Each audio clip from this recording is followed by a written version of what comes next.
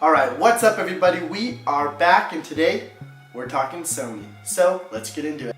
Alright, so this morning Sony finally announced the arrival of the new highly anticipated Sony A7R III. And let me tell you, this camera is a stone cold killer.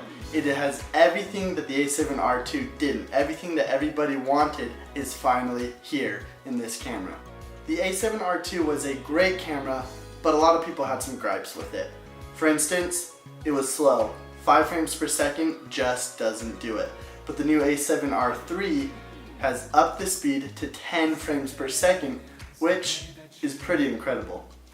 The second biggest gripe that I had was that the A7R II did not shoot video in 120 frames per second in 1080p, which, let's be honest, Sony, that's kind of ridiculous.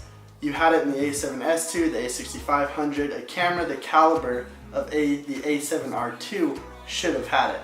But thankfully, the A7R III shoots 120 frames per second in 1080p. But let's jump back a little bit and talk about the 10 frames per second. Because Sony borrowed some features from the A9, which was just released not too long ago. The best thing that I think they borrowed was the non-blackout with the continuous shooting. So when you're shooting 10 frames per second, there's no blackout, so you can see the whole time. And that is extremely helpful.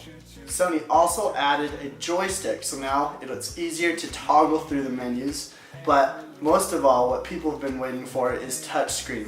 Sony finally added some touchscreen on the camera.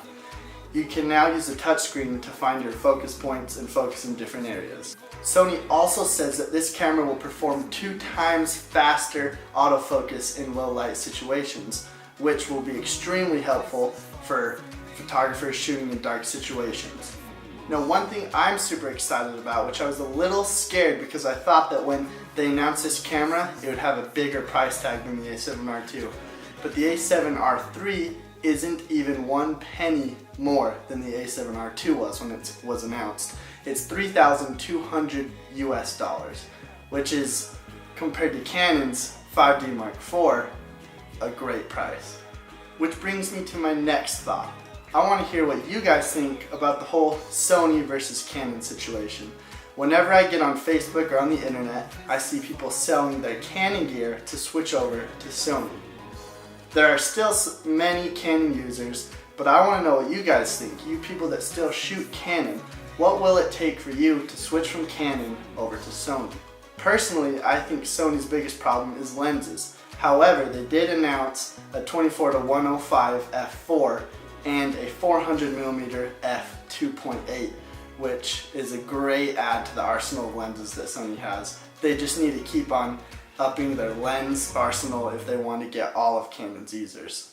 But I want to know what you guys think. Drop in the comments below what it would take for you to switch from Canon to Sony, or tell me why you did switch from Canon over to Sony.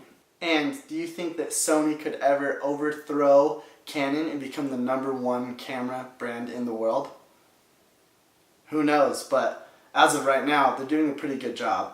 In the past 4 years, Canon hardly did anything. They barely made any changes to their 5D camera, while Sony introduced the A7, the A7 II, the A7S II, the A7R II, and the A9, and now the A7R III. With innovations like this, I personally think that Sony in no time could be on the top of the charts. But I want to know what you guys think about the whole Sony versus Canon situation, so please remember to drop in the comments below your thoughts. Now, the Sony A7R III will be shipping in late November, so if you want your camera as soon as possible, make sure to get on that. And please remember to hit that like button and smash that subscribe button, and we will see you guys in the next video.